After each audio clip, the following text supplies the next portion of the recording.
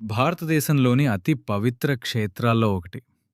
శబరిమల అయ్యప్ప స్వామి ఆలయం కేరళ అరణ్యంలో వెలిసింది. ఇది పాండ్యుల వంశరాజు స్థాపించిన ఆలయం. అయ్యప్ప స్వామి హరిహరాత్మజుడు, శివుడు మరియు విష్ణుమోహిని కలయిక వలన అయ్యప్ప స్వామి జన్మం జరిగింది అని శాస్త్రాలు చెప్తున్నాయి.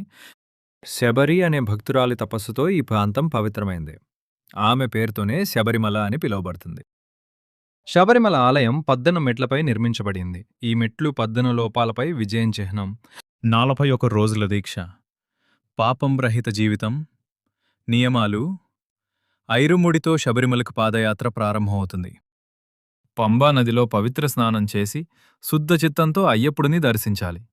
ఏ మతమైనా ఒక్కసారి అయ్యప్ప స్వామి దర్శనానికొచ్చినవాడు శరణాగతి మార్గాన్ని అనుసరించాల్సిందే.